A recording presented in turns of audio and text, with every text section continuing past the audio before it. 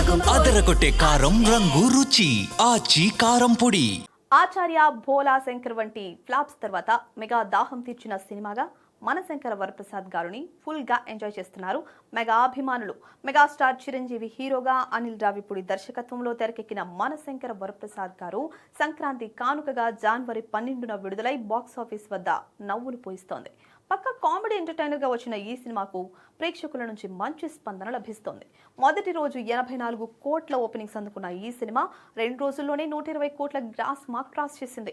దీంతో చిత్ర unit full జోష్ లో ఉంది. మెగాస్టార్ ఇంట్లో మనశంకర వరప్రసాద్ గారు సక్సెస్ సెలబ్రేషన్స్ నిర్వహించగా మూవీ యూనిట్ అంతా హాజరయ్యారు. దర్శక నిర్మాతలతో పాటు చిరంజీవి, వెంకటేష్, రామ్ చరణ్ ఆ సెలబ్రేషన్స్ లో పాల్గొని కేక్ కట్ చేసి సందడి చేశారు. అయితే ఈ సెలబ్రేషన్స్ కు mega power star Ram Charan రావడం స్పెషల్ అట్రాక్షన్స్ గా నిలిచింది.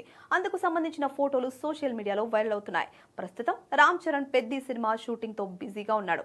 బుచ్చిబాబు దర్శకత్వంలో తెరకెక్కుతున్న ఈ సినిమాకు సంబంధించి హైదరాబాద్ లో క్లైమాక్స్ సీక్వెన్స్ షూట్ చేస్తున్నారు. ఇలాంటి సమయంలో మనశంకర వరప్రసాద్ గారితో పెద్దిని చూసి ఫుల్ ఖుషి అవుతున్నారు అభిమానులు.